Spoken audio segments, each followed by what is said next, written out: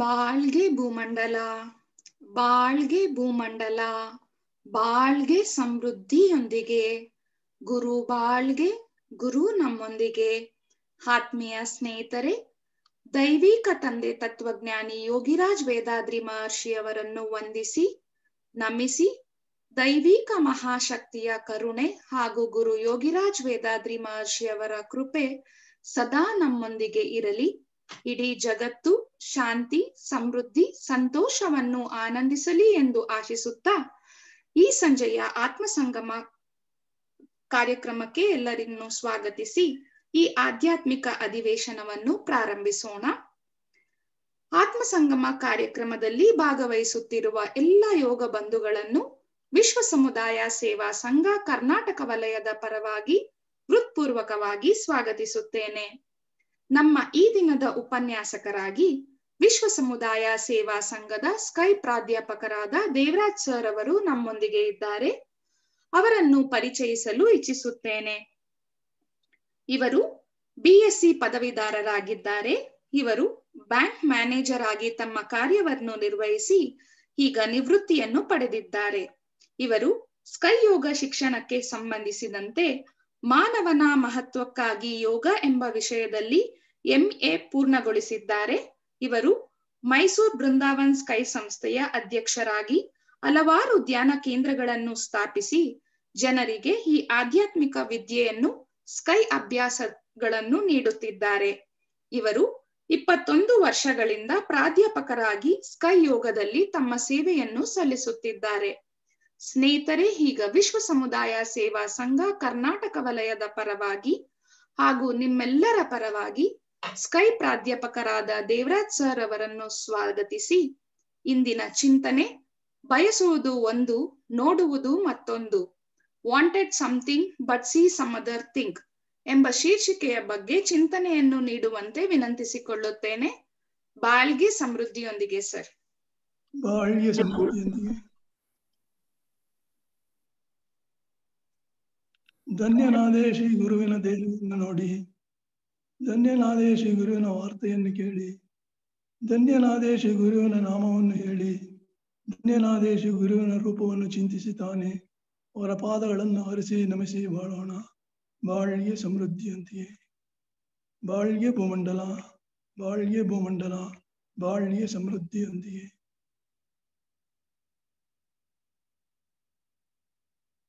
ಪ್ರಿಯ ಯೋಗ ಬಂಧುಗಳೇ,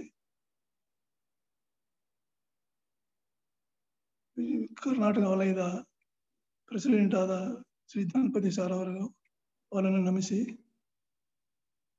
ವಿಜಯ ಧನಪತಿ ಮೇಡಮ್ ಅವರನ್ನು ನಮಿಸಿ, ಅದಕ್ಕೆ ಮೊದಲು ದೈವವನ್ನು ನಮಿಸಿ, ಜನ್ಮ ಕೊಟ್ಟ ತಾಯಿ ತಂದೆಯನ್ನು ನಮಿಸಿ, ನಮಗೆ ಜ್ಞಾನವನ್ನು ಕೊಟ್ಟ ಗುರು ಶ್ರೀ ವೇದಾದ್ರಿ ಮಹರ್ಷಿ ಅವರನ್ನು ನಮಿಸಿ, ಧನಪತಿ ಸಾರ್ ಅವರನ್ನು ನಮಿಸಿ, ವಿಜಯ ಧನಪತಿ ಮೇಡಮ್ ಅವರನ್ನು ನಮಿಸಿ, ಇಲ್ಲಿ ಆತ್ಮಸಂಗಮದಲ್ಲಿ ಬಂದು ಸೇರಿರುವ ಎಲ್ಲರನ್ನೂ ನಮಿಸಿ, ಇಲ್ಲಿ ಪಲ್ಲವಿ ಮೇಡಮ್ ಮತ್ತು ಅವರ ತಂಡವನ್ನು ನಮಿಸಿ ಇಂದಿನ ಕಾರ್ಯಕ್ರಮವನ್ನು ಎಲ್ಲರಿಗೂ ಧನ್ಯವಾದಗಳು, ಎಲ್ಲರಿಗೂ ಹಾರೈಕೆಗಳು, ಶುಭ ಹಾರೈಕೆಗಳು ಮತ್ತು ವಂದನೆಗಳು. ಬಾಳ್ಗೆ ಸಮೃದ್ಧಿಯೊಂದಿಗೆ. ಇಂದಿನ ಚಿಂತನೆ ಬಯಸುವುದು ಒಂದು, ನೋಡುವುದು ಮತ್ತೊಂದು. ಬಯಸುವುದು ಏನು ಬಯಸ್ತಾ ಇದ್ದೀವಿ ನಾವು? ಏನ್ ಬಯಕೆ ಏನು? ನಮ್ಮ ಬಯಕೆ ಏನು? ನಮ್ಮ ಗುರುಗಳ ಬಯಕೆ ಏನು? ನಮ್ಮ ಗುರುಗಳ ಬಯಕೆ ಏನು ಅಂದ್ರೆ ವಿಶ್ವದಲ್ಲಿ ಶಾಂತಿ, ವಿಶ್ವ ಶಾಂತಿಯೇ ಗುರುಗಳ ಬಯಕೆ, ನಮ್ಮ ಬಯಕೆ. ಶಾಂತಿ ಬಂದಿದೆಯಾ? ಅದನ್ನು ನೋಡಿದೀವ ಸಿಕ್ಕಿಲ್ಲ, ಇನ್ನು ವಿಶ್ವ ಶಾಂತಿ ಸಿಕ್ಕಿಲ್ಲ.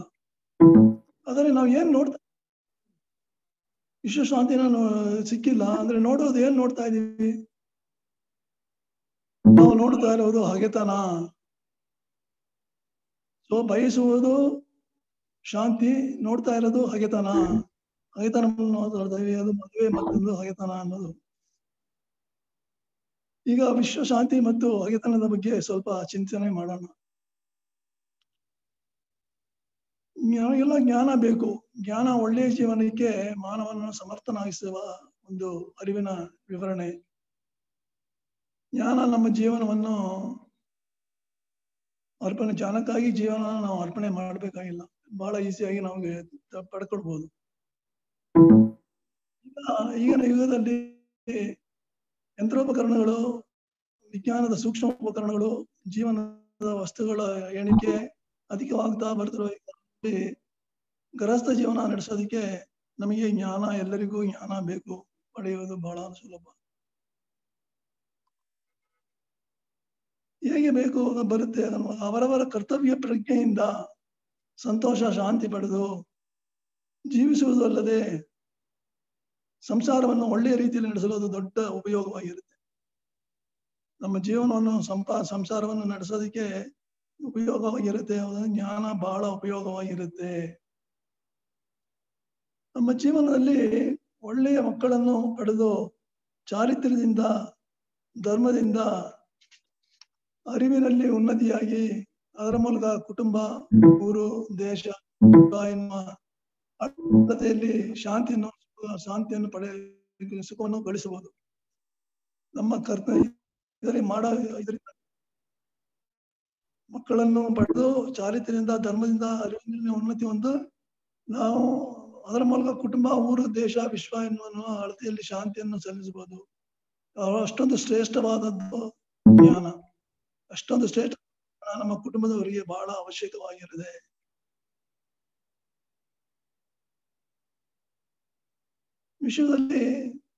ವಿಷಯಕ್ಕೆ ಶಾಂತಿ, ಸಮಾಧಾನ ಬೇಕು, ನಾವೆಲ್ಲಾನು ಪ್ರಚಾರ ಮಾಡ್ತಾ ಇದೀವಿ ಅಲ್ವಾ, ಹೇಳ್ತಾ ಇದೀವಿ ವಿಶ್ವದಲ್ಲಿ ಶಾಂತಿ ಬೇಕು, ಗುರುಗಳು ಹೇಳ್ತಾ ಇದ್ದಾರೆ ವಿಶ್ವದಲ್ಲಿ ಶಾಂತಿ ಬೇಕು ಅಂತ ಅಂದ್ಬಿಟ್ಟು ಇದೆಲ್ಲಾನು ಇದು ಹೇಳ್ತಾ ಇದೀವಿ. ಇದನ್ನ ತಿಳಿದುಕೊಳ್ತೇವೆ. ಕೆಲವರು ಏನ್ ಮಾಡ್ತಾರೆ, ವಿಶ್ವದಲ್ಲಿ ಯಾಕೆ ಶಾಂತಿ ಬೇಕು ಅಂತ ನೀವು ಕೇಳ್ತಾ ಇದ್ದೀರಾ, ಅದನ್ನ ಒಳ ಅರ್ಥವನ್ನು ಅರ್ಥ ಮಾಡ್ಕೊಂಡಿಲ್ಲ, ತಿಳಿದುಕೊಂಡಿಲ್ಲ. ಅವರು ಯಾಕೆ ಶಾಂತಿ ಬೇಕು ಎನ್ನುವುದರಲ್ಲಿ ನಿಮಗೆ ಏನು ಆಸಕ್ತಿ, ಅದರಲ್ಲಿ ಶಾಂತಿ ಬೇಕು ಅನ್ನೋದು ನಿಮಗೇನು ಆಸಕ್ತಿ ಅಂತ ಕೇಳ್ತಾರೆ. ಒಂದು ವಿಧದಲ್ಲಿ ನೋಡಿದ್ರೆ ವಿಶ್ವಶಾಂತಿ ಅನ್ನೋದು ತನಗೋಸ್ಕರ, ಸ್ವಾರ್ಥಕ್ಕಾಗಿ, ನನಗೋಸ್ಕರವೇ ಅದು ಸ್ವಾರ್ಥಕ್ಕಾಗಿಯೇ ವಿಶ್ವಶಾಂತಿ ಬೇಕು ಅಂತ ಹೇಳ್ತಾ ಇದೀವಿ. ಹಲವು ವರ್ಷಗಳಿಂದ ನಾವು ನೋಡ್ತಾ ಇದೀವಿ, ಈಗಲೂ ನೋಡ್ತಾ ಇದೀವಿ. ದೊಡ್ಡ ದೊಡ್ಡ ಬಿಲ್ಡಿಂಗ್ ನಲ್ಲಿ ಜನ ಹೆಚ್ಚಿರುವ ಜಾಗದಲ್ಲಿ, ಟ್ರೈನ್ಗಳಲ್ಲಿ, ವಿಮಾನದಲ್ಲಿ, ಬಸ್ಗಳಲ್ಲಿ ಬಾಂಬ್ ಹಾಕಿ ಸ್ಫೋಟ ಮಾಡಿಸ್ತಾ ಇದ್ದಾರೆ. ಅದರಿಂದ ಎಷ್ಟೊಂದು ಜನ ಮರಣ ಹೊಂದ್ತಾ ಇದ್ದಾರೆ, ಎಷ್ಟೊಂದು ಜನರಿಗೆ ಕಾಲು ಕೈ ಕಳ್ಕೊಂಡಿದ್ದಾರೆ, ಗಾಯಗೊಂಡವರು ಎಷ್ಟು ಜನ ಇದ್ದಾರೆ.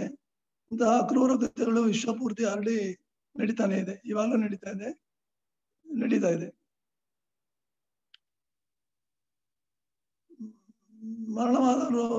ಮರಣವಾದವರು ಇದನ್ನು ದಿನನಿತ್ಯ ನಾವು ಪೇಪರ್ ಮೂಲಕ, ನ್ಯೂಸ್ ಪೇಪರ್ ಮೂಲಕ ನಾವು ಡೈಲಿ ಕೇಳ್ತೀವಿ. ಬೆಳಿಗ್ಗೆ ಎದ್ದ ತಕ್ಷಣ ನೋಡಿದ್ರೆ ಇಲ್ಲಿ ಸ್ಫೋಟ ಆಯ್ತು, ಅಲ್ಲಿ ಸ್ಫೋಟ ಆಯ್ತು, ಇಷ್ಟು ಜನ ಸತ್ತಿದ್ದಾರೆ, ಇಷ್ಟು ಜನ ಗಾಯ ಆಗಿದ್ದಾರೆ ಅನ್ನೋ ಒಂದು ಇದನ್ನ ನ್ಯೂಸ್ ಅನ್ನ ನಾವು ನೋಡ್ತಾನೆ ಇದ್ದೀವಿ. ಈ ತರ ಸ್ಫೋಟ ಆಗ್ತಾ ಇರೋದನ್ನ ನೋಡಿದಾಗ ಮರಣವಾದವರ ಸಮಸ್ಯೆ ಪರಿಣಾಮಗಳನ್ನು ನ್ಯೂಸ್ ಮೂಲಕ ನೋಡ್ತಾ ಇದ್ದೀವಿ.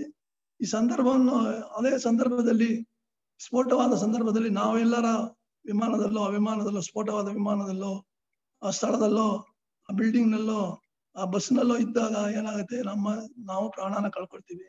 ನಮ್ಮ ಕುಟುಂಬದವರು ನಮ್ಮನ್ನು ಕಳ್ಕೊಳ್ತಾರೆ, ದುಃಖವನ್ನು ಅನುಭವಿಸ್ತಾರೆ, ಅವರ ದುಃಖವನ್ನು ಅನುಭವಿಸ್ತಾರೆ.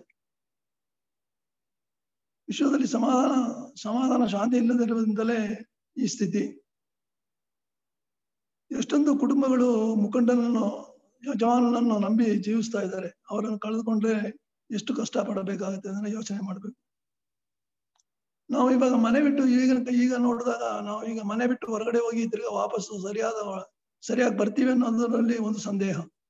ಎಲ್ಲಿ ಯಾವ ಜಾಗದಲ್ಲಿ ಏನಾಗುತ್ತೆ ಅನ್ನೋದು ಗೊತ್ತಿಲ್ಲ, ಭರವಸೆ ಇಲ್ಲ. ನಾವು ವಾಪಸ್ ಬರ್ತೀವಿ ಅನ್ನೋದು ಭರವಸೆನೇ ಇಲ್ಲ. ಈ ಸ್ಥಿತಿ ಬದಲಾವಣೆ ಆಗ್ಬೇಕು ಅಂದ್ರೆ ವಿಶ್ವದಲ್ಲಿ ಶಾಂತಿ ಬೇಕು. ವಿಶ್ವಶಾಂತಿ ಇದು ಒಂದು ನಮಗೆ ಬೇಕಾದ ಒಂದು ಒಳಾರ್ಥ ಇದಲ್ವಾ, ಇದು ಆಸಕ್ತಿ ಏನ್ ಕೇಳಿದಾಗ ವಿಷಯದಲ್ಲಿ ನಮ್ಮ ಸ್ವಾರ್ಥಕ್ಕಾಗಿ ಅನ್ನೋದು ಗೊತ್ತಾಗತ್ತೆ. ಒಬ್ಬೊಟ್ಟಿಗರಿಗೂ ಸೆಕ್ಯೂರ್ಡ್ ಆಗಿರ್ಬೇಕು, ಬದುಕಬೇಕಾದ್ರೆ ವಿಶ್ವದಲ್ಲಿ ಶಾಂತಿ ಬೇಕು. ಒಬ್ಬೊಬ್ರು ಬದುಕೋದಕ್ಕೆ ಸೆಕ್ಯೂರಿಟಿ ಬೇಕು ಅಂದ್ರೆ ವಿಶ್ವದಲ್ಲಿ ಶಾಂತಿ ಇದ್ರೆ ಮಾತ್ರ ಸಾಧ್ಯ, ಇಲ್ಲದಿದ್ರೆ ಸಾಧ್ಯ ಇಲ್ಲ.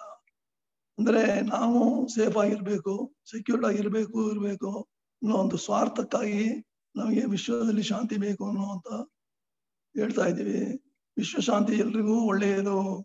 ಅದಕ್ಕೆ ಒಂದು ಹಾಡನ್ನ ಗುರು ಕೊಟ್ಟಿದ್ದಾರೆ. ಮತ್ತವರ ಕ್ಷೇಮವನ್ನು ರಕ್ಷಿಸುವ ಒಳ್ಳೆಯ ಅರಿವು ಹೆಚ್ಚು ಜನರಿರುವ ದೇಶಗಳಲ್ಲಿ ಮಾತ್ರ ಸದಾಚಾರ ಜೀವನವಿರುವ ಆಡಳಿತಗಾರರು ಜಾರಿಗೆ ತರಲು ಸರಳವಾಗುತ್ತದೆ, ಶಾಂತಿಯು ಉಂಟಾಗುತ್ತದೆ ಅಂತ ಹೇಳ್ತಾರೆ. ಮತ್ತವರ ಕ್ಷೇಮವನ್ನು ರಕ್ಷಿಸುವ ಒಳ್ಳೆ ಅರಿವು ಹೆಚ್ಚು ಜನರಿರುವ ದೇಶದಲ್ಲಿ ಅಲ್ಲಿ ಮಾತ್ರ ಸದಾಚಾರ ಜೀವನ ನಡೆಯುತ್ತೆ, ಆಡಳಿತಗಾರರು ಇರ್ತಾರೆ, ಅವರು ಜಾರಿಗೆ ತರಲು ಸರಳವಾಗುತ್ತೆ, ಶಾಂತಿಯು ಉಂಟಾಗುತ್ತೆ ಅಂತ ಹೇಳ್ತಾರೆ ಗುರುಗಳು. ಹಾಗೆ ತಾನ ನಮ್ಮಲ್ಲಿ ಹೆಚ್ಚು ಜನರು ಒಳ್ಳೆ ವಿದ್ಯಾಭ್ಯಾಸ ಅರಿವು ಇರುವವರು, ಪ್ರಪಂಚದ ಅರಿವು ಇರೋರು, ಜೀವನದ ಅನುಭವ ಇರುವವರು, ಅನುಭವ ಪಡೆದವರಾಗಿದ್ದಾರೆ. ನಮ್ಮಲ್ಲಿ ಹೆಚ್ಚು ಜನರು ಒಳ್ಳೆ ವಿದ್ಯಾಭ್ಯಾಸ, ಪ್ರಪಂಚದ ಅರಿವು, ಜೀವನದ ಅರಿವು, ಅನುಭವ ಇರೋರಾಗಿದ್ದಾರೆ. ವಿಶ್ವದ ಚರಿತ್ರೆಯಲ್ಲಿ ನಾವು ಹಿಂದೆ ನೋಡಿದ್ರೆ ಲೆಕ್ಕಾಚಾರವಿಲ್ಲದಷ್ಟು ಯುದ್ಧಗಳು ನಡೆದಿದೆ. ಎಷ್ಟೋ ಕೋಟಿ ಜನಗಳು ಸತ್ತಿದ್ದಾರೆ, ಕೊಲ್ಲಲ್ಪಟ್ಟಿದ್ದಾರೆ. ಯಾವ ಉದ್ದೇಶಕ್ಕಾಗಿ ಯುದ್ಧ ಎಲ್ಲ ನಡೆಯಿತೋ ಆ ಉದ್ದೇಶ ಈವರೆಗೆ ಇಷ್ಟೊಂದು ಯುದ್ಧಗಳು ನಡೆದನು ಇದುವರೆಗೆ ಆ ಉದ್ದೇಶ ಈಡೇರಿಲ್ಲ, ಇನ್ನೂ ಯುದ್ಧ ನಡೀತಾನೆ ಇದೆ ಎನ್ನುವುದು ನಾವು ಸ್ಪಷ್ಟವಾಗಿ ತಿಳ್ಕೊಳ್ಬೇಕಾಗುತ್ತೆ. ಇದುವರೆಗೆ ನಡೆದ ಯುದ್ಧದ ಉದ್ದೇಶ ಪೂರ್ಣಗೊಂಡಿದ್ರೆ ಈಗ ನಮ್ಮ ವಿಶ್ವವನ್ನು ಸಾವಿರಾರು ಬಾರಿ ಅಳಿಸಬಲ್ಲ ಒಂದು ಅಣು ಆಯುಧಗಳನ್ನು ಶೇಖರಣೆ ಮಾಡಿ ಇಟ್ಕೊಳ್ತಾ ಇರಲಿಲ್ಲ, ಅವಶ್ಯಕತೆ ಇರಲಿಲ್ಲ. ಯಾವಾಗ ನಮ್ಮ ಉದ್ದೇಶ ಪೂರ್ಣಗೊಂಡಿದ್ರೆ ನಾವು ಜೀವಿಸುತ್ತಿರುವ ಭೂಮಿನ ಸಾವಿರಾರು ಸಲ ಅಳಿಸಬಲ್ಲ ಅಣು ಆಯುಧಗಳನ್ನು ಶೇಖರಿಸಿಡುವ ಅವಶ್ಯಕತೆ ಇರಲ್ಲ. ಕೊಲೆ ಮಾಡುವ ಯುದ್ಧಗಳಿಂದ ಸಮಸ್ಯೆಗೆ ಪರಿಹಾರ ಇಲ್ಲ. ಕೊಲೆ ಮಾಡುವ ಯುದ್ಧಗಳಿಂದ ಯಾವಾಗಲೂ ಸಮಸ್ಯೆಗಳಿಗೆ ಪರಿಹಾರ ಇಲ್ಲ ಅಂತ ಹೇಳ್ತಾರೆ ಗುರು. ಅದೇ ರೀತಿ ನಮ್ಮ ಪೂರ್ವಜರ ಕಾಲದಿಂದ ಇಂದಿನವರೆಗೂ ನಮ್ಮ ಮನೆಗಳಲ್ಲೂ ಸರಿ, ಊರಿನಲ್ಲೂ ಸರಿ, ದೇಶದಲ್ಲೂ ಸರಿ, ದ್ವೇಷವನ್ನು ಒಂದು ಗುಂಪು ಬೆಳೆಸ್ಕೊಂಡು ಇನ್ನೊಂದು ಗುಂಪನ್ನು, ಒಂದು ಕುಟುಂಬ ಇನ್ನೊಂದು ಕುಟುಂಬವನ್ನು, ಒಂದು ಊರು ಇನ್ನೊಂದು ಊರನ್ನು ದೂರ ಮಾಡುತ್ತೆ. ಮನೆಗಳಲ್ಲೇ ನೋಡಿದ್ರೆ, ಇಂದಿನ ಕಾಲದಿಂದ ನೋಡಿದ್ರೆ ನಮಗೆ ಇದುವರೆಗೆ ನಮ್ಮ ಮನೆಗಳಲ್ಲಿ ಭಿನ್ನಾಭಿಪ್ರಾಯಗಳಿರುತ್ತೆ. ಬೇರೆ ಬೇರೆ ಎರಡು ಗುಂಪುಗಳಾಗುತ್ತೆ. ಊರಿನಲ್ಲೂ ಎರಡು ಗುಂಪುಗಳಿದೆ. ದೇಶದಲ್ಲೂ ಒಂದು ಗುಂಪು ಬೆಳೆಸ್ಕೊಂಡು ಒಂದು ಗುಂಪನ್ನು, ಒಂದು ಕುಟುಂಬ ಇನ್ನೊಂದು ಕುಟುಂಬವನ್ನು, ಒಂದು ಊರು ಇನ್ನೊಂದು ಊರನ್ನು ದೂರ ಮಾಡ್ತಾರೆ, ಕಿರುಕುಳ ಕೊಡ್ತಾರೆ, ಅಡಗಿಸಿ ಆಳಲು ಪ್ರಯತ್ನಿಸ್ತಾರೆ. ಇದರಿಂದ ಏನಾಗುತ್ತೆ? ಜಗಳಗಳು, ಯುದ್ಧಗಳು, ಸಾವುಗಳು ಉಂಟಾಗುತ್ತೆ ಇದೆ. ಒಂದು ಗುಂಪು ಇನ್ನೊಂದು ಗುಂಪನ್ನು ಜಗಳ ಮಾಡಿದಾಗ ಎರಡು ಕಡೆನೂ ಮರಣವಾಗುತ್ತೆ. ಎರಡು ಕಡೆ ಮರಣನೇ ಒಂದು ಸಮಸ್ಯೆಗೆ ಪರಿಹಾರವಾ? ಮರಣ ಸಮಸ್ಯೆಗೆ ಪರಿಹಾರ ಇಲ್ಲ.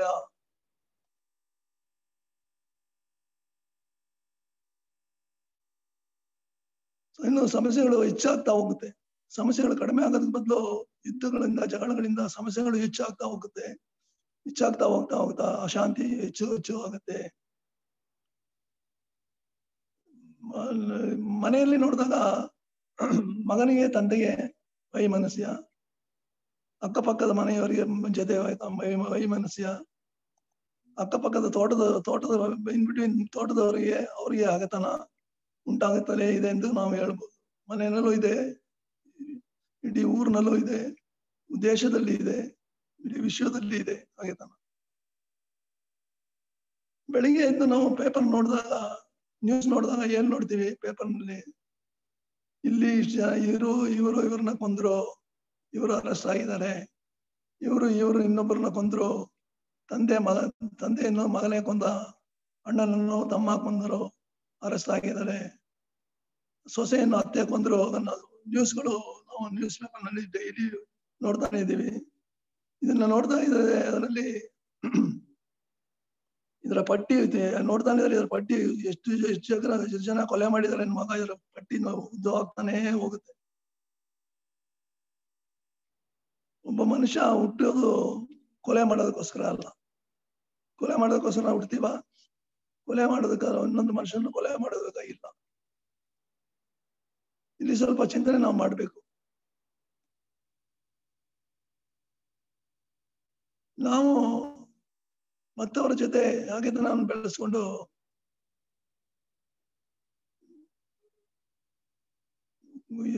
ಬೇರೆಯವ್ರನ್ನ ಕೊಲ್ಲುವುದರಿಂದ ಏನಾದ್ರೂ ಲಾಭವಿದೆಯಾ? ಹಾಗೆತನವನ್ನು ಬೆಳೆಸ್ಕೊಳ್ಳೋದ್ರಿಂದ ನಮಗೆ ಆರ್ಥಿಕತೆ ಬೆಳೆಯುತ್ತಾ? ನಮ್ಮ ದೇಹ ಆರೋಗ್ಯ ಸರಿ ಆಗುತ್ತಾ? ಹಾಗೆತನ ಬೆಳೆಸೋದ್ರಿಂದ, ಬೇರೆಯವ್ರ ಜೊತೆ ಹಾಗೆತನ ಬೆಳೆಸೋದ್ರಿಂದ ಹಾಗೆತನ ದೇಹ ಆರೋಗ್ಯ ಕೆಡುತ್ತೆ. ದೇಹದಲ್ಲಿರೋ ರೋಗ ಹೋಗುತ್ತಾ? ರೋಗನೂ ಹೋಗಲ್ಲ ಹಾಗೆತನದಿಂದ. ಮನಸ್ಸು ಸಂತೋಷವಾಗುತ್ತಾ? ಮನಸ್ಸು ಸಂತೋಷವಾಗಲ್ಲ. ಇಲ್ಲಿ ನಮ್ಮ ಹಾಗೆತನವನ್ನು ನಮ್ಮ ಹಾಗೆತನವನ್ನು ಗೌರವಿಸಿ ಬೇರೆ ಯಾರು ಮೆಡಲ್ ಕೊಡ್ತಾರ? ಎಲ್ಲ ಕರೆದು ಎಲ್ಲಾನು ನೀವು ಬಹಳ ಹಾಗೆತನದಲ್ಲಿ ಮುಂದಿದ್ದೀರಾ ಅಂತ ಅಂದ್ಬಿಟ್ಟು ನೀವು ಪ್ರೈಸ್ ಕೊಡ್ತೀವಿ ಅಂತ ಏನಾದ್ರು ಮೆಡಲ್ ಕೊಡ್ತಾರ ಅಂದ್ರೆ ಕೊಡಲ್ಲ. ಯಾವ್ದು ಸಿಗಲ್ಲ. ಆರ್ಥಿಕತೆನೂ ಸಿಗಲ್ಲ, ದೇಹ ಆರೋಗ್ಯನೂ ಸಿಗಲ್ಲ, ರೋಗನೂ ಹೋಗಲ್ಲ, ಮನಸ್ಸಿಗೆ ಸಂತೋಷನೂ ಬರಲ್ಲ. ಯಾರು ನಮ್ಮನ್ನು ಕರೆದು ಪ್ರೆಸೆಂಟೇಶನ್ ಮಾಡಲ್ಲ, ಮೆಡಲು ಕೊಡಲ್ಲ. ಹಾಗಾದ್ರೆ ಹಾಗೆತನದಿಂದ ಏನ್ ಪ್ರಯೋಜನ? ಯಾವ ಕಾರಣಕ್ಕೆ ನಾವೇ ಬೆಳೆಸ್ತೇವೆ ಅದನ್ನ? ಇದನ್ನು ನಾವು ಚಿಂತನೆ ಮಾಡಿಕೆ ಬಿಟ್ಬಿಟ್ಟಿದ್ವಿ. ಇದನ್ನ ಚಿಂತನೆ ಮಾಡಿಲ್ಲ. ಈ ಹಾಗೆತನ ಎನ್ನುವ ಗುಣ, ದುರ್ಗುಣ ಹಲವಾರು ಲಕ್ಷ ವರ್ಷಗಳಿಂದ, ತಲೆಮಾರುಗಳಿಂದ ವಂಶ ಪಾರಂಪರ್ಯವಾಗಿ ತಳಿ ಕೇಂದ್ರದಿಂದ ಬಂದಿದೆ. ಇದು ನಮ್ಮಲ್ಲೂ ಸೇರ್ಕೊಂಡಿದೆ. ಹೇಗೆ ಹಲವಾರು ತಲೆಮಾರುಗಳಿಂದ ನಮ್ಮನ್ನು ನಾವು ಹುಟ್ಟಿದಾಗಿಂದ ಬೆಳೆಸಿ, ಜೊತೆಗೆ ಕೋಪವನ್ನೇ ಬೆಳೆಸಿ, ಅದನ್ನು ದ್ವೇಷವಾಗಿ ಪರಿವರ್ತನಿಸಿ, ನಮಗೂ ದುಷ್ಪರಿಣಾಮ, ಕುಟುಂಬಕ್ಕೆ ದುಃಖವನ್ನು ತಂದು, ಊರು ವಿಶ್ವಕ್ಕೆ ದುಃಖವನ್ನು ಕೊಡುವಂತಹ ನಮ್ಮನ್ನು ಬೆಳೆಸಿದ ಪಾತ್ರ ನಮ್ಮ ಪೂರ್ವಜರಿಗೆ ಸೇರಿದ್ದು. ಆಗ ನಡೆಸಿದ್ದು ಪೂರ್ವಜರು. ಹುಟ್ಟಿದಾಗ ಯಾವಾಗ ಮನುಷ್ಯನಾಗಿ ಬಂದವೋ ಆಗ ಪೂರ್ವಜರು ಅಲ್ಲಿ ಬೆಳೆಸಿದ್ರು, ಜೊತೆಗೆ ಕೋಪವನ್ನು ಬೆಳೆಸಿದ್ರು. ಅದನ್ನು ದ್ವೇಷವಾಗಿ ಪರಿವರ್ತನೆ ಮಾಡಿದ್ರು. ಅದರಿಂದ ದುಃಖ ಯಾರಿಗೆ? ಕುಟುಂಬಕ್ಕೂ ದುಃಖ, ವಿಶ್ವಕ್ಕೆ ದುಃಖ, ಊರಿಗೂ ದುಃಖ ಕೊಡುವಂತಹ ನಮ್ಮನ್ನು ಬೆಳೆಸಿದ ಪಾತ್ರ ನಮ್ಮ ಪೂರ್ವಜರಿಗೆ ಸೇರಿದೆ. ಮನೆಯಲ್ಲಿ ಚಿಕ್ಕ ಮಕ್ಕಳಿದ್ದಾರೆ, ಅಳ್ತಾರೆ. ಏನಾರ ಒಂದನ್ನು ಕೇಳಿ, ಏನಾರ ಒಂದು ವಸ್ತುವನ್ನು ಕೇಳಿ ಅಳ್ತಾರೆ. ಆಗ ನಾವೇನ್ ಮಾಡ್ತೀವಿ? ಮಗುವನ್ನು ಗದರಿಸ್ತೀವಿ, 4 ಪೆಟ್ಟು ಹಾಕ್ತೀವಿ, ಮಗು ಅಳುಗೆಯನ್ನು ನಿಲ್ಲಿಸುತ್ತೆ. ಹೊಡಿತೇವೆ, ಅದು ಸುಮ್ಮನಾಗುತ್ತೆ. ಮಗು ಬೆಳೆಯುತ್ತಾ ಅದರ ಮನಸ್ಸಿನಲ್ಲಿ ಏನು ಬೆಳೆಸ್ಕೊಳ್ಳುತ್ತೆ? ಅದರ ಮನಸ್ಸಿನಲ್ಲಿ ಕೋಪ ಸೇಡಾಗಿ ಬೆಳೆಯುತ್ತೆ. ನಾವು ಗದರಿಸಿದಾಗ ಸುಮ್ಮನೆ ಇರುತ್ತೆ, ಅದಕ್ಕೆ ಕೋಪ ಇರುತ್ತಲ್ಲ, ಕೋಪ ಅಡಗಿಸಿಕೊಳ್ಳುತ್ತೆ. ಕೋಪವನ್ನು ಅಡಗಿಸಿದಾಗ ಅದು ಸೇಡಾಗಿ ಪರಿವರ್ತನೆ ಆಗುತ್ತೆ, ಅದು ಭಾವನೆ ಮಾಡುತ್ತೆ. ಇವತ್ತು ನಾವು ಈ ದಿನ ಇನ್ನು ನಾವು ಮುಂದೆ ಒಳ್ಳೆ ರೀತಿಯಲ್ಲಿ ಕಲಿತು ದೊಡ್ಡವನಾಗಿ ನಿಮ್ಮನ್ನು ಏನ್ ಮಾಡ್ತೀನಿ ನೋಡಿ ಅಂತ ಮನಸ್ಸಿನಲ್ಲಿ ಭಾವನೆಯನ್ನು ಹಾಕೊಳ್ಳುತ್ತೆ. ಅದು ಸೇಡಾಗಿ ಪರಿವರ್ತನೆ ಆಗುತ್ತೆ. ಇದರಿಂದಲೇ 15-16 ವರ್ಷ ಮಕ್ಕಳಾದಾಗ, ದೊಡ್ಡದಾದಾಗ ಮನೆಯಲ್ಲಿ ಶಾಂತಿ ಇರೋದು. ಮನೆಯಲ್ಲಿ ಯಾವಾಗಲೂ ಜಗಳ, ತಂದೆ ತಾಯಿಗಳಿಗೆ ಜಗಳ, ತಂದೆ ತಾಯಿ ಜೊತೆ ಮಕ್ಕಳ ಜೊತೆ ವೈಮನಸ್ಸೆ, ಭಿನ್ನಾಭಿಪ್ರಾಯ ಉಂಟಾಗುತ್ತೆ, ಒಗ್ಗಟ್ಟಿರುವುದಿಲ್ಲ. ಮನೆಯಲ್ಲೇ ನಾವು ಈ ದ್ವೇಷವನ್ನು ಬೆಳೆಸ್ತೀವಿ. ತಪ್ಪು ಮಾಡದೆ ಶಿಕ್ಷಣ ಅನುಭವಿಸೋ ಮಗು ಮನಸ್ಸು ಭಾವಿಸುತ್ತೆ, ನಾನು ದೊಡ್ಡವನಾಗ್ಬೇಕು, ಒಳ್ಳೆ ರೀತಿಯಲ್ಲಿ ಓದ್ಬೇಕು, ಓದಿದ್ಮೇಲೆ ಇವ್ರನ್ನ ನಾನು ಏನಂತ ಕೇಳಬೇಕು ಅಂತ ಒಂದು ತಳಿ ಕೇಂದ್ರದಲ್ಲಿ ಈ ಭಾವನೆ ಅಚ್ಚೊತ್ತಾಗ್ಬಿಡುತ್ತೆ.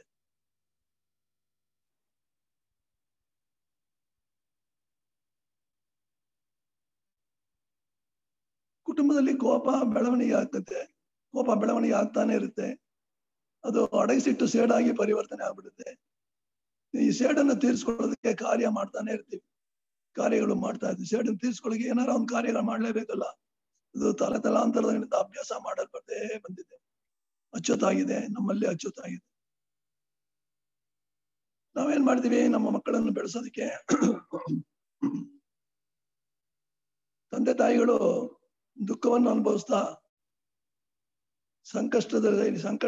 ಸಂಕಷ್ಟದಲ್ಲಿ ನಮ್ಮ ಮಕ್ಕಳನ್ನು ನಾವು ಬೆಳೆಸಿ ಓದಿಸಿ, ಮಕ್ಕಳ ಏಳಿಗೆ ನಮ್ಮ ಏಳಿಗೆ ಅಂತ ನಾವು ತಿಳ್ಕೊಳ್ತೀವಿ. ಮಕ್ಕಳ ಕೀರ್ತಿಯೇ ನಮ್ಮ ಕೀರ್ತಿ ಅಂತ ತಿಳ್ಕೊಳ್ತೀವಿ.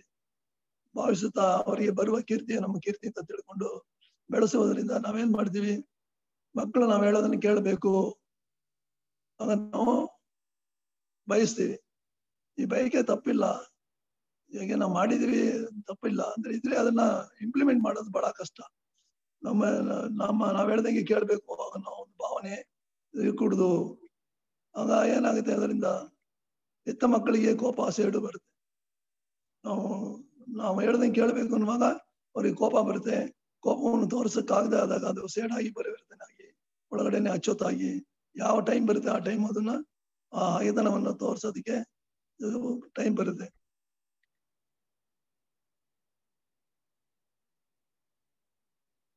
ನಾವು ಹೆತ್ತ ಮಕ್ಕಳಿಗೆ ಜೊತೆಗೆ ಒಳ್ಳೆಯ ವಿದ್ಯಾಭ್ಯಾಸ ಕೊಡೋದು ಮಾತ್ರ ಅಲ್ಲದೆ ಕೋಪ ಸೇಡು ವಂಚನೆ ಹಗೆತನವನ್ನು ಬೆಳೆಸ್ತಾ ಇದ್ದೀವಿ ಎಂಬುದನ್ನು ನಾವು ಅರ್ಥಕೊಳ್ಬೇಕು.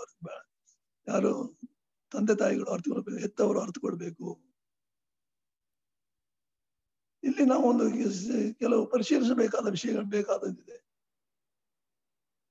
ನಾವು ಹುಟ್ಟಿ ಬಂದಿದ್ದೀವಿ, ತಂದೆ ತಾಯಿಯನ್ನು ಇಷ್ಟಪಟ್ಟು ಆಯ್ಕೆ ಮಾಡ್ಕೊಂಡಿದ್ದೇವಾ? ಇಲ್ಲ, ಅದಾಗಿ ಬಂದಿದೆ. ನಾವು ಇಷ್ಟಪಟ್ಟು ನಮ್ಮ ತಂದೆ ತಾಯಿಗಳು ಇವರೇ ಬರ್ಬೇಕು ಅನ್ನೋ ತಂದೆ ತಾಯಿ ಬರ್ಬೇಕು ಅನ್ನೋ ಇಷ್ಟಪಟ್ಟಿಲ್ಲ, ಅದು ಆಟೋಮೆಟಿಕ್ ಆಗಿ ಬಂದಿದೆ, ಇಷ್ಟಪಟ್ಟು ಆಯ್ಕೆ ಮಾಡಿಕೊಂಡು ಬಂದಿಲ್ಲ. ನಮ್ಮ ಶರೀರ ರಚನೆ, ಸುಂದರತೆ, ಅರಿವು ನಾವು ಇಷ್ಟಪಟ್ಟು ಪಡ್ಕೊಂಡಿದೀವ.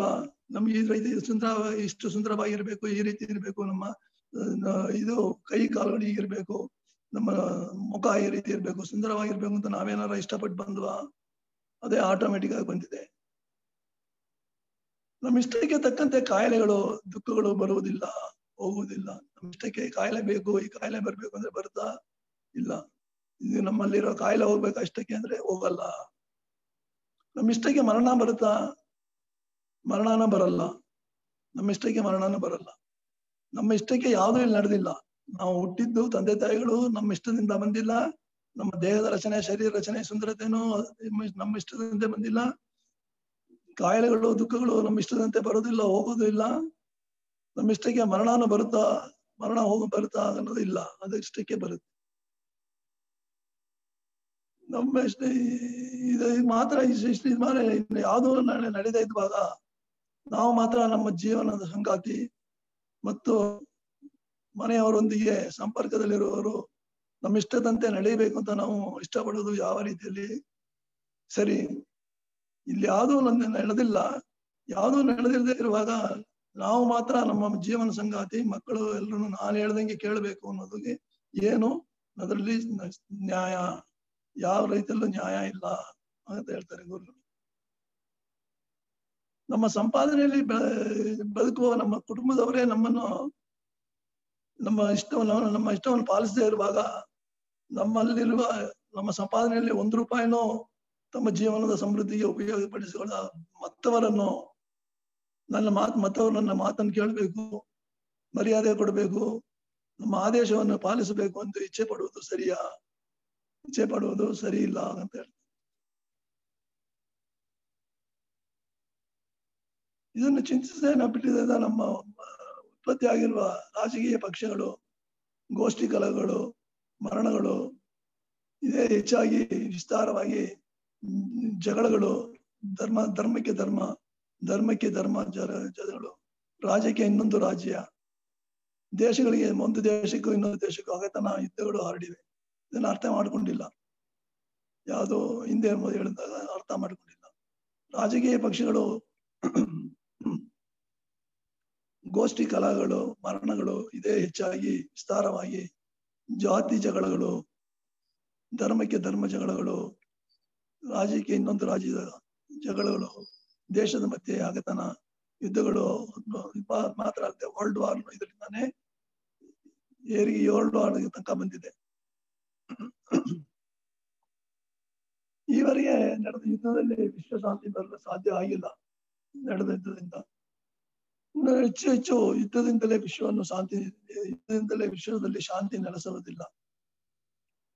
2 ಧರ್ಮಗಳು ಒಬ್ಬರಿಗೊಬ್ಬರು ಹೊಡೆದಾಡಿ ಶಾಂತಿ ಬರೋದಿಲ್ಲ. ಅದೇ ರೀತಿ ಒಂದೇ ಧರ್ಮದಲ್ಲಿ ಎರಡು ಪಂಗಡಗಳಿದ್ರೆ ಅವರು ಹೊಡೆದಾಡಿದ್ರು ಧರ್ಮ ಬರಲ್ಲ, ಶಾಂತಿ ಬರಲ್ಲ. ಒಂದು ಕುಟುಂಬದಲ್ಲಿ ಒಂದು ಕುಟುಂಬದಲ್ಲಿ ತಂದೆ ಒಂದು ಪಕ್ಷದಲ್ಲಿದ್ದಾರೆ, ಒಂದ್ ಮಗ ಇನ್ನೊಂದು ಪಕ್ಷದಲ್ಲಿದ್ದಾರೆ, ಇನ್ನೊಂದ್ ಮಗ ಇನ್ನೊಂದು ಪಕ್ಷದಲ್ಲಿದ್ದಾರೆ ಅಂದ್ರೆ ಅಲ್ಲಿ ಎಲ್ಲಾರ ಬರುತ್ತಾ ಶಾಂತಿ ಬರುತ್ತಾ ಅಂದ್ರೆ ಅಲ್ಲೂ ಶಾಂತಿ ಬರಲ್ಲ, ಸಮಾಧಾನ ಬರುತ್ತೆ, ಶಾಂತಿ ಸಮಾಧಾನ ಬರೋದು ಸಾಧ್ಯ ಇಲ್ಲ. ಹಗೆತನ ಮಾತ್ರ ಬೆಳೆಯುತ್ತೆ. ಹಗೆತನ ಬೆಳೀತಾ ಬೆಳೀತಾ ಪೂರ್ಣವಾಗಿ ಶಾಂತಿಯನ್ನು ಕಳೆದುಕೊಳ್ತೇವೆ. ನಮಗೆ ಶಾಂತಿ ಇರಲ್ಲ. ಹಗೆತನ ಬೆಳೀತಾ ಬೆಳೀತಾ ಶಾಂತಿ ಇರಲ್ಲ. ನಮ್ಮಲ್ಲಿ ಯಾವಾಗ್ಲೂ ಒಂದು ಭಯ, ಯಾವಾಗ ನಮ್ಮ ಎದುರಿ ನಮ್ಮ ಬಂದು ನಮ್ಮನ್ನ ಮಾಡ್ತಾನೋ, ನಮ್ಮ ವೈರಿ ನಮಗೆ ಬಂದು ಅಟ್ಯಾಕ್ ಮಾಡ್ತಾನೋ ಅನ್ನೋ ಒಂದು ಭಯ ಯಾವಾಗ್ಲೂ ಜೀವನದಲ್ಲಿ ಸದಾ ಇರುತ್ತೆ ಭಯ.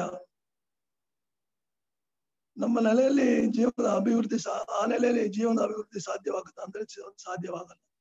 ಜೀವನ ಅಭಿವೃದ್ಧಿ ಸಾಧ್ಯವಾಗಲ್ಲ. ನಮ್ಮ ಮನಸ್ಸು ಏನನ್ನು ಅನಿಸುತ್ತೆ, ನಾವು ಹೇಗೆ ನಮ್ಮ ಎದುರಿಯನ್ನು, ನಮ್ಮ ವೈರಿಯನ್ನು ಹೇಗೆ ನಾವು ಅಟ್ಯಾಕ್ ಮಾಡ್ಬೋದು, ಅವ್ರನ್ನ ಹೇಗೆ ಅಡಗಿಸ್ಬೋದು ಎಂಬ ಭಾವನೆ ನಮ್ಮಲ್ಲಿ ಮೇಲೇಳ್ತಾ ಬರ್ತಾ ಇರುತ್ತೆ. ನಮ್ಮ ಜೀವನ ಅಭಿವೃದ್ಧಿಗೆ ಸಾಧ್ಯನೇ ಇಲ್ಲ.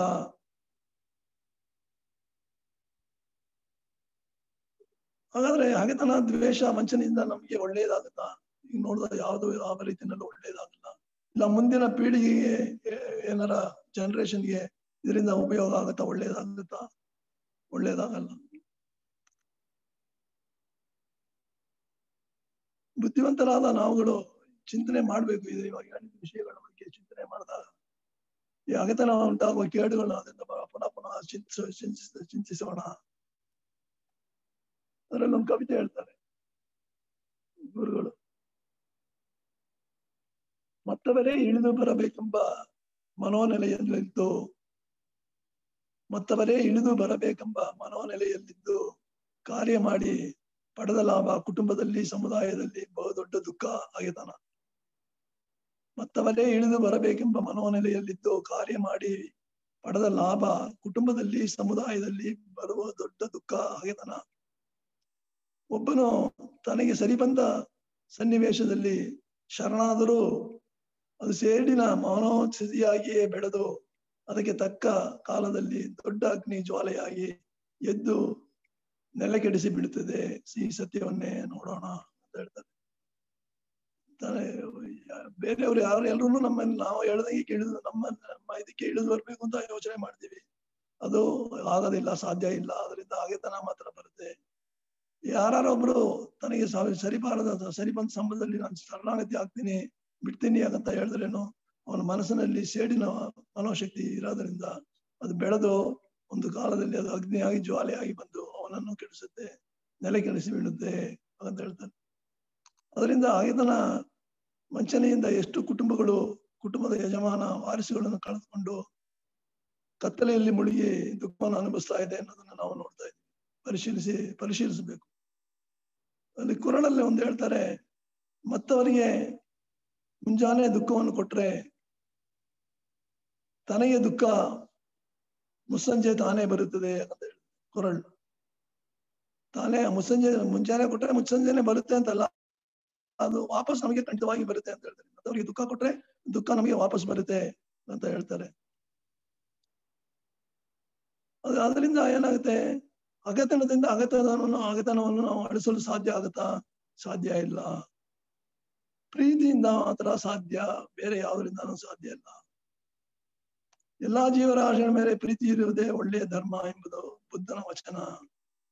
ನಮ್ಮ ಗುರುಗಳು ಅದನ್ನೇ ಹೇಳಿದ್ದಾರೆ.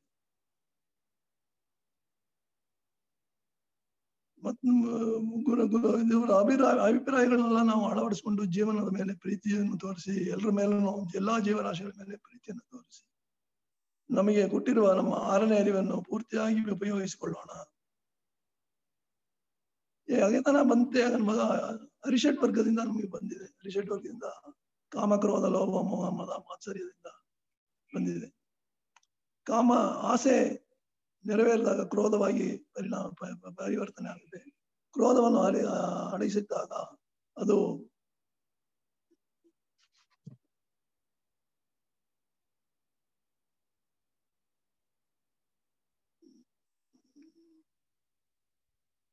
ಹಗೆತನವಾಗಿ ಪರಿವರ್ತನೆ ಆಗುತ್ತೆ.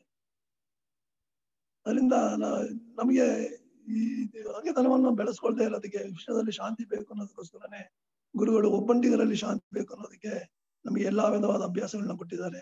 ದೇಹಾಭ್ಯಾಸ ಕೊಟ್ಟಿದ್ದಾರೆ, ಧ್ಯಾನವನ್ನು ಕೊಟ್ಟಿದ್ದಾರೆ, ಇಂಟ್ರಾಸ್ಪೆಕ್ಷನ್ಸ್ ಕೊಟ್ಟಿದ್ದಾರೆ, ಕಾಯಕಲ್ಪ ಯೋಗವನ್ನು ಕೊಟ್ಟಿದ್ದಾರೆ. ಇದೆಲ್ಲವನ್ನು ನಾವು ಮಾಡಬೇಕು. ಮಾಡಿದಾಗ ಹಗೆತನವನ್ನು ನಾವು ಬಿಡಬೇಕು. ಅದು ಮಾತ್ರ ಅಲ್ಲದೆ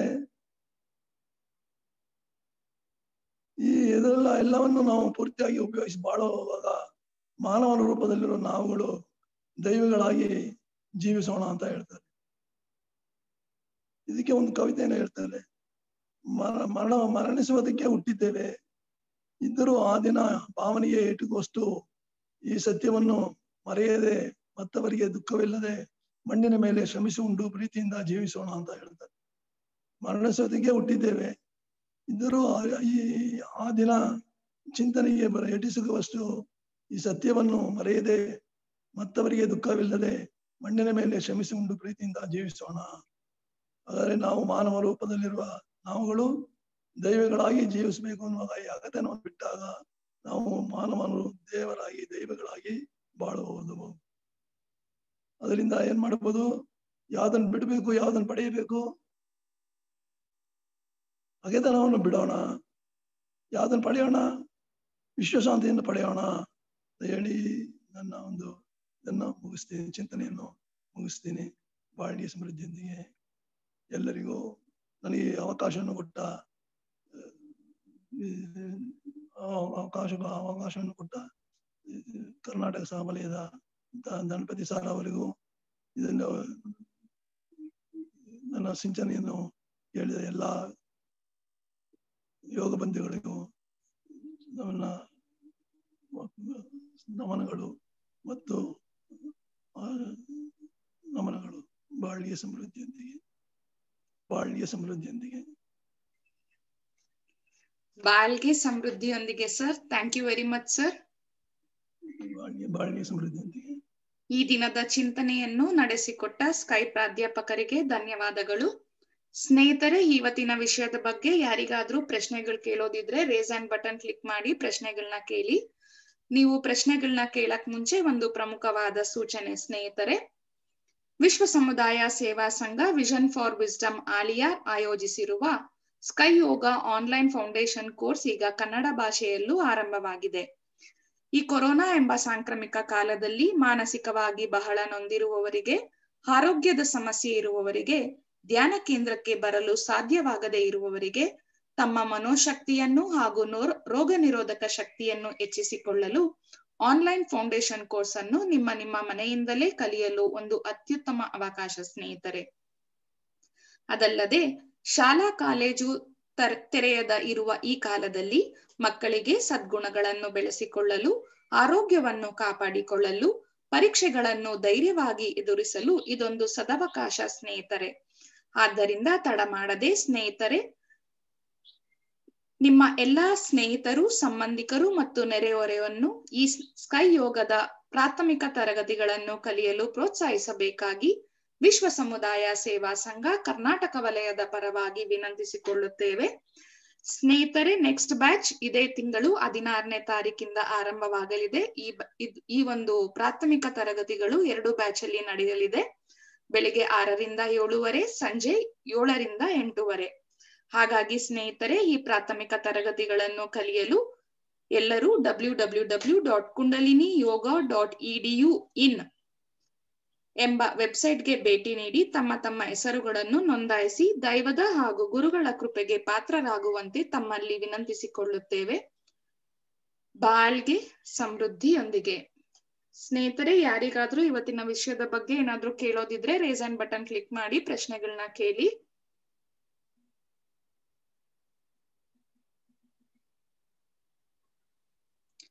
ಬಾಳ್ಗೆ ಸಮೃದ್ಧಿಯೊಂದಿಗೆ ಸರ್, ಯಾರು ಹ್ಯಾಂಡ್ಸ್ ರೇಸ್ ಮಾಡಿಲ್ಲ, ಮುಗಿಸ್ಕೊಳ್ಳೋಣ sir. Thank you very much sir. ಬಾಳ್ಗೆ ಸಮೃದ್ಧಿಯೊಂದಿಗೆ ಸರ್. ಸ್ನೇಹಿತರೆ, ಈ ದಿನದ ಆಧ್ಯಾತ್ಮಿಕ ಚಿಂತನೆಯನ್ನು ನಡೆಸಿಕೊಟ್ಟ ಸ್ಕೈ ಪ್ರಾಧ್ಯಾಪಕರಿಗೆ ಧನ್ಯವಾದ ಹೇಳುವ ಸಮಯ. ಎಲ್ಲರೂ ಮನಸ್ಸನ್ನು ತುರಿಯಂನಲ್ಲಿ ಕೇಂದ್ರೀಕರಿಸಿ ಅವರನ್ನು ಹಾರೈಸೋಣ. ಸ್ಕೈ ಪ್ರಾಧ್ಯಾಪಕರಾದ ದೇವರಾಜ್ ಸರ್ ಅವರು ಮತ್ತು ಅವರ ಕುಟುಂಬ ಬಾಳ್ಗೆ ಸಮೃದ್ಧಿಯೊಂದಿಗೆ ಅವರ ದೇಹ ಆರೋಗ್ಯ, ಬಾಳ್ಗೆ ಸಮೃದ್ಧಿಯೊಂದಿಗೆ. ಅವರ ಆಧ್ಯಾತ್ಮಿಕ ಸೇವೆ ಹೀಗೆ ನಿರಂತರವಾಗಿ ನಡೆಯಲಿ ಅಂತ ಹಾರೈಸೋಣ. ಬಾಳ್ಗೆ ಸಮೃದ್ಧಿಯೊಂದಿಗೆ. ಸ್ನೇಹಿತರೆ, ನಾಳಿನ ಆತ್ಮ ಸಂಗಮ ಕಾರ್ಯಕ್ರಮಗಳ ವಿವರಗಳು ಹೀಗಿವೆ. ನಾಳೆ ಬೆಳಿಗ್ಗೆ 5:45 ಶಾಂತಿ ಧ್ಯಾನ, 6:20 ಕಾಯಕಲ್ಪ ಮತ್ತು ದೇಹಾಭ್ಯಾಸ. ನಾಳೆ ಮಧ್ಯಾಹ್ನ 2 ಗಂಟೆಗೆ ತಮಿಳಿನಲ್ಲಿ ಶಾಂತಿ ಧ್ಯಾನ, 2:30 ಫುಡ್ ಮೆಥಡ್ ಎಂಬ ಚಿಂತನೆಯನ್ನು ನೀಡಲಿದ್ದಾರೆ ಸ್ಕೈ ಉಪ ಪ್ರಾಧ್ಯಾಪಕರಾದ ಆನಂದಿ ಮೇಡಮ್ ರವರು. ಸ್ನೇಹಿತರೆ, ನಾಳೆ ಸಂಜೆ 4:15 ಕನ್ನಡದಲ್ಲಿ ಶಾಂತಿ ಧ್ಯಾನ, 4:45 ವಿಶ್ವ ಶಾಂತಿಗಾಗಿ ಹಾರೈಕೆ, 4:55 ಕರ್ಮದ ಲೆಕ್ಕಾಚಾರ, ಕರ್ಮಾಸ್ ಕ್ಯಾಲ್ಕುಲೇಷನ್ಸ್ ಎಂಬ ಚಿಂತನೆಯನ್ನು ನೀಡಲಿದ್ದಾರೆ ಸ್ಕೈ ಪ್ರಾಧ್ಯಾಪಕರಾದ ಕನಕಲತಾ ಮೇಡಮ್ ರವರು. ಧನ್ಯವಾದಗಳು ಸ್ನೇಹಿತರೆ. ಈ ದಿನದ ಆತ್ಮ ಸಂಗಮ ಕಾರ್ಯಕ್ರಮದಲ್ಲಿ ಭಾಗವಹಿಸಿರುವ ಎಲ್ಲ ಆತ್ಮ ಬಂಧುಗಳನ್ನು ವಿಶ್ವ ಸಮುದಾಯ ಸೇವಾ ಸಂಘ ಕರ್ನಾಟಕ ವಲಯದ ಪರವಾಗಿ ವಂದಿಸುತ್ತೇನೆ. ಈ ಕಾರ್ಯಕ್ರಮ ನಡೆಯಲು ಸಹಕಾರ ನೀಡಿರುವ ವಿಶ್ವ ಸಮುದಾಯ ಸೇವಾ ಸಂಘ ಕರ್ನಾಟಕ ವಲಯದ ಎಲ್ಲಾ ಸ್ಕೈ ಸಂಸ್ಥೆಯ ಅಧ್ಯಕ್ಷರಿಗೂ, ಪದಾಧಿಕಾರಿಗಳಿಗೂ ಹಾಗೂ ಸದಸ್ಯರಿಗೂ ನಿಮ್ಮೆಲ್ಲರ ಪರವಾಗಿ ಹೃತ್ಪೂರ್ವಕವಾದ ಧನ್ಯವಾದಗಳನ್ನು ಸಲ್ಲಿಸುತ್ತೇನೆ. ಕರ್ನಾಟಕ ರಾಜ್ಯದಲ್ಲಿ ಇರುವ ಎಲ್ಲಾ ಕೇಂದ್ರಗಳಲ್ಲಿ ಸೇವೆ ಸಲ್ಲಿಸ್ತಾ ಇರೋ ಎಲ್ಲಾ ಮಾಸ್ಟರ್ಸ್ ಹಾಗೂ ಪ್ರೊಫೆಸರ್ಸ್ ಗಳಿಗೂ ಧನ್ಯವಾದಗಳು. ಈ ಆತ್ಮ ಸಂಗಮ ಕಾರ್ಯಕ್ರಮ ಯಶಸ್ವಿ ಪೂರ್ಣವಾಗಿ ನಡೆಯಲು ಪ್ರಮುಖ ಪಾತ್ರ ವಹಿಸಿರುವವರು ವಿಶ್ವ ಸಮುದಾಯ ಸೇವಾ ಸಂಘ ಕರ್ನಾಟಕ ವಲಯದ ಅಧ್ಯಕ್ಷರು ಹಾಗೂ ಸ್ಮಾರ್ಟ್ ಶಾಖೆಯ ಉಪಾಧ್ಯಕ್ಷರ ಮಾರ್ಗದರ್ಶನಕ್ಕಾಗಿ ನಿಮ್ಮೆಲ್ಲರ ಪರವಾಗಿ ತುಂಬು ಹೃದಯದ ಕೃತಜ್ಞತೆಗಳನ್ನು ಸಲ್ಲಿಸುತ್ತೇನೆ. ಸ್ನೇಹಿತರೆ, ದಯವಿಟ್ಟು ನಮ್ಮ ಆತ್ಮ ಸಂಗಮ ಕಾರ್ಯಕ್ರಮದ ವಿವರಗಳನ್ನು ಹಾಗೂ ಆನ್ಲೈನ್ ಪ್ರಾಥಮಿಕ ತರಗತಿಗಳ ಬಗೆಗಿನ ವಿವರಗಳನ್ನು ನಿಮ್ಮ ಸ್ನೇಹಿತರು ಹಾಗೂ ಸಂಬಂಧಿಕರೊಡನೆ ಹಂಚಿಕೊಳ್ಳಿ.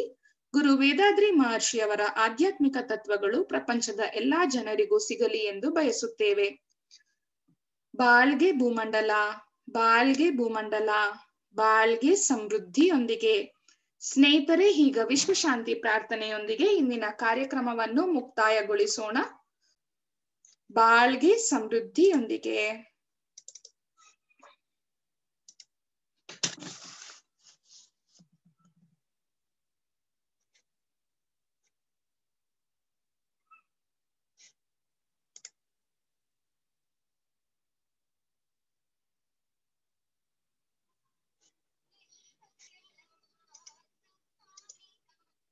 ಸಾಕಷ್ಟು ಸುರಿಯಲಿ ರೈತರೆಲ್ಲ ಧಾನ್ಯವನ್ನು, ಹುಮ್ಮಸ್ಸಿನಿಂದ ಬೆಳೆಯಲಿ ಹಲವು ಉದ್ಯೋಗಗಳ ಮಾಡುತ್ತಿರುವ ಕಾರ್ಮಿಕರು ಉನ್ನತಿಯಾಗಲಿ. ವಿವಿಧತೆಯಲ್ಲಿ ಏಕತೆ ಕಾಣುವ ಸಂಸ್ಕೃತಿಯನ್ನು ಉತ್ತಮವಾಗಿಸಲಿ. ಕಲಹಗಳು, ಪೈಪೋಟಿ, ಹಗೆತನ ಮೀರಿದ ಆಡಳಿತ ನಡೆಯಲಿ.